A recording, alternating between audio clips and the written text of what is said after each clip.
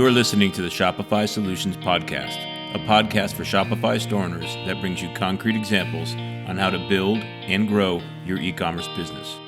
My name is Scott Austin, and I have an e-commerce agency named Jade Puma. In this podcast, I'll share my e-commerce insights and best practices with you. Hey, it's Scott Austin here. Before I get started on this episode's topic, I have an ask for you. I want to do some episodes in the future where I review a store with the store staff. I'll record that review session so that everyone can share in the information. If you would like me to review your store and want to be on this podcast, then let me know. I'll include a link in the show notes to where you can apply. Now in this episode, I'm going to talk about including video in your Shopify store. That's because I recommend that all stores use video as a component of their shopping experience. A lot of video. The past few years have seen a drastic increase in the number of people with very high bandwidth connections to the internet through their phone or Wi-Fi. As a result, there's also a drastic increase in the number of videos available online and the amount of time consumers spend watching videos. Now, videos aren't just for sharing funny cat videos on social networks. They can and should be a powerful tool in your Shopify store and your marketing channels. I've built product pages for clients that include 6 or more videos on the page and saw it increase conversion. Studies show that customers are more likely to buy after watching a video about a product. And the great thing is that these days, creating videos and posting them in your store is pretty easy. First, let's talk about the types of content you can have in a video. Here are some examples of the content found in videos on e-commerce sites. 1. To introduce yourself on your About page. One effective method I've seen for this is a mock interview where the person behind the camera asks a series of questions of the store owner or whoever is the subject of the video. This format is more natural and sets the subject at ease, and the questions can be designed to reveal more about the products and more about the people in the video. Fun questions to the person can help them reveal their personality and thus make a more human connection. Number 2, 360-degree rotating product video. I like this one a lot, especially for products like jewelry, where the customer may want to see a product from many different angles. This video can be created by just taking a video while walking around the product or having the product rotated on a turnstile. But more commonly, it's made by stringing a series of photos together. Usually the photos are shot as the product is rotated 10 to 20 degrees each time. Doing the 360-degree video from photos allows the photos to be processed, usually to remove the background to have a clean white background that allows the product to be the only focus of the video. Number 3, showing key product features. One of the reasons that video is so popular is that it uses audio and video, which are our primary ways of communicating. Reading, although very useful, is not as natural. So having a video that explains the features and benefits of a product is a natural way for customers to learn. And that said, video with spoken audio is much more powerful than just simple video with no audio or just background music. Number 4, show instructions for maintenance or cleaning of the product. There are a limitless number of YouTube videos on how to fix or maintain things. Creating those videos for your products will help decrease the number of support queries you get. For example, anytime I need to show one of my clients how to do something, say add a tab to a product tab solution that I've built for them, I'll record a video of it. The video is an easy way for me to explain complex instructions. And I also get to use that same video with all of my other clients, which increases the return on the video making investment. Number 5, compare different product options. Explaining the differences between product options can be hard. One effective way to do this is to make a video where you explain the differences to customers by showing the products with the different options and contrasting the benefits of the different options. The goal is to inform the customer in order for them to make an informed decision. I have a client that makes custom golf carts, and their carts can come with 3 different options for the back seat. They made a really useful video that explained the options. They lined up 3 carts with the 3 different seats and showed the unique value prop of each in one video walkthrough. Number 6, instructions on how to set up a product. Creating an installation manual can be a nightmare. It's pretty hard to communicate complex instructions with just text. So photos and illustrations become very important, and those take a lot of effort to create. Instead, a video is a much easier way to explain to your customer how to set up your products. It's really easy in a video to just point where the screw goes or something gets placed, where it's much harder to do that in text or creating a graphic. Number 7, instructions on how to use the website if the ordering process is more complex. Some shopping experiences are complex and involve a number of steps with a variety of choices the customer needs to make. Explaining the ordering process in a video is a great way to give the customer confidence that they are ordering properly. Number 8, showing the store's mission at work. Let's say you sell coffee that is ethically sourced. Well, your coffee store could have a video that explains where the coffee is sourced from and how the workers are treated, showing the actual workers in their actual workplace. Number 9, replacing GIFs. Most people understand GIFs. They are those short animation images that we see everywhere. But the GIF format is pretty old and therefore not very efficient. GIFs are a much larger file size than corresponding video files, and GIFs have low resolution and limited color support. Any GIFs on your site can be turned into videos. I've done many 3-second videos that were migrated from GIFs and they've worked well. So those are some ideas for different types of videos that you can add to your store. Note, one of the uses I did not mention is having a video as a banner on the home page. It became kind of trendy around 2012 for top-tier websites to replace their banner image with a video instead. There was some novelty to it back then. And having one that works well does take some effort. So it can help build a brand by showing you are willing to put effort into the brand.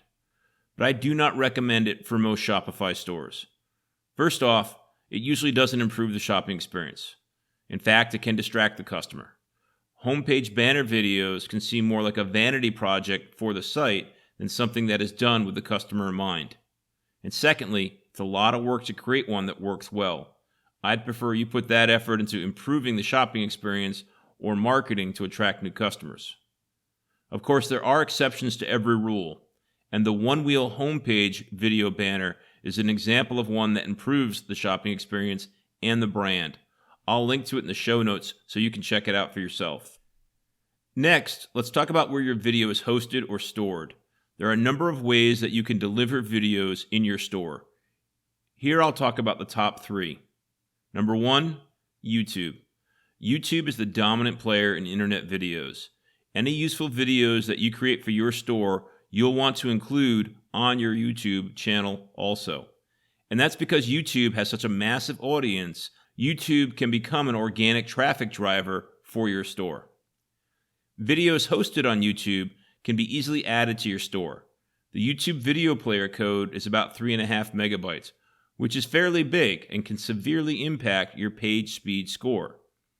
But for those of you that listened to my last episode, you know that I think page speed scores should be ignored, and the YouTube player is one reason why. You see, the player is 3.5 megabytes, and page speed tools do not use browser caching, so the tools will download the YouTube player each time and penalize the score. But in the real world, everyone already has the YouTube player in their browser cache because YouTube videos are everywhere. So when a customer comes onto a page in your store with a YouTube video, they won't need to download the player as it's already in their cache. One big drawback to hosting your videos on YouTube is that YouTube adds an end screen to your video that recommends other videos to your customer. And those videos can be from across YouTube and not just from your channel. So that could tempt people away from your shopping experience and down a YouTube rabbit hole. Number 2, Vimeo. Vimeo is another hosting platform much like YouTube. One difference is that Vimeo has nowhere near the audience size of YouTube, so you'll get less of an organic traffic benefit. Another difference is that Vimeo does not have the cross-promotional end screen, so it's much less likely to siphon your traffic. Number 3, HTML5. HTML5 standardized support for video around 10 years ago. Things were much more complicated before then, but now it's very easy to support video using just HTML code. A benefit of HTML5 video is that you are not using another company's player like YouTube, and therefore do not have to worry about your users being siphoned off. And you are in complete control of the experience. The negative is that you need to be comfortable editing HTML code, so it's an option only for the more technical people out there. With HTML5 video, you can store the video right on Shopify's servers. Shopify allows the video to be up to 20 megabytes in size if it's stored in the Files section under Settings. And the video can be up to 1 gigabyte in size, but no longer than 60 seconds if it is added as product media. If your videos exceed those limits, you'll need to host them outside of Shopify. I usually use Google Drive in that situation.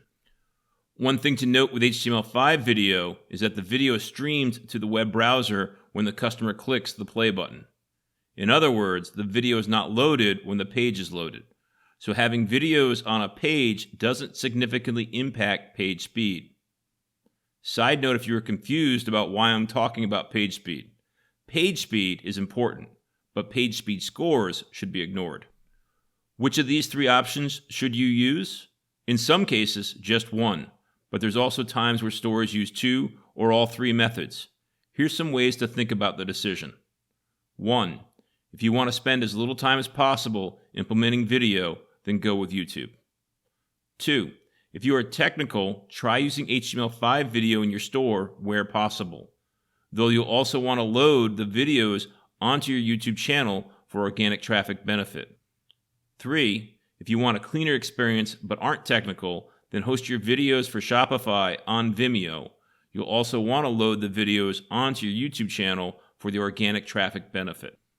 Next, let's talk about getting your videos onto your store. The 3 common places to place videos are in the product photo carousel. Yes, you can use video as a product photo. In the HTML of a page, and in a homepage section explicitly built for videos. The video in the product carousel is pretty slick. You can add it from the Shopify admin pretty easily, similar to adding a photo. But not every theme supports it, and the older your theme, the less likely it is to be supported. Now, if you have an old theme that doesn't support it, the easiest option is to add videos in the product description instead. One way I've implemented product videos in the carousel is to have the video as the second image. Then, if Show Second Image on Hover is enabled in the theme for collection pages, the video will start running on hover from the collection page. This makes for an engaging experience when done properly. For example, showing 360-degree rotating views on white backgrounds for jewelry. Though it's only good for desktop, as there's no hover state on mobile, as there is no mouse. Onto the embed option for showing videos. This can be used whenever the Shopify admin provides you with an HTML editor. That includes page content, article content, product descriptions, and collection descriptions. YouTube and Vimeo both provide what is called an embed code for each video. That embed code gets added to the HTML, and voila, you have video. However, the embed code isn't very responsive.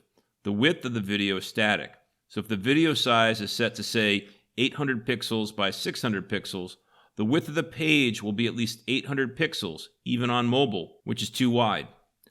Google Search Console will help you catch when this happens. In this situation, I wrap the embed code in some responsive CSS that makes the video responsive.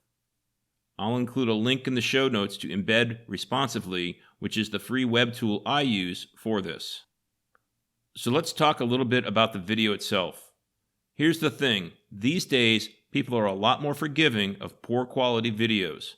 And that's because with YouTube and social media, anyone and everyone is creating video. And a lot of that video is poor quality. So people will forgive the poor quality if the content is useful or engaging. And the moving nature of video is more forgiving to quality issues like lighting or focus than static photos. Now, that's not to say quality is not important. It is. But a video shot in your car about an upcoming promotion will be fine to use in your social marketing. The quick, unprofessional nature provides a bit of authenticity to the social post. But on your homepage, you may want a more scripted and edited video. You don't need to have a studio or professional equipment. In fact, for your first video, I recommend that you just use the equipment you already own, your phone. The current generation of phones do an amazing job at recording videos. Over time, you can invest in better equipment if needed. I recommend that one of the first investments be a microphone, as improving the audio usually provides more gains in quality than improving the video. Now, if you're going to be recording your screen, you'll need software to do that. I use free software called OBS, which stands for Open Broadcaster Software, for screen and audio capture. It's extremely powerful. I'll include a link to it in the show notes.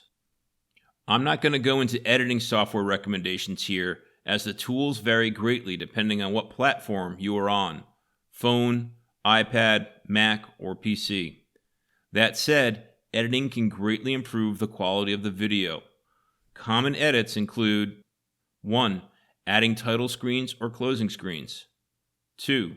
Adding text or graphics over the video to clarify what is being shown. 3. Editing out unneeded content. 4. Speeding up slow sections to keep the pace up. And plenty more edits can be done. One more free piece of software that I want to recommend is Handbrake. Handbrake can help you convert your video into any of the required formats. And it also allows you to change the file and frame rate of the video, which can significantly reduce file size. In summary, in the not too distant future, an e-commerce site without video will be as unheard of as a store without product photos today. So if you're not already using video in your store, get started on it now. Your first video could be something like you introducing a new product, a promotion, or a sale, and posting it on your social networks. If you are using video already in your store, awesome. Keep investing in it. Thanks for listening. You've been listening to the Shopify Solutions Podcast with Scott Austin. This podcast is brought to you by Jade Puma, a full-service agency focused on Shopify. If you like what you heard, please leave a review and subscribe on iTunes or wherever you get your podcast. If you have a question or comment, please send an email to scott@jadepuma.com.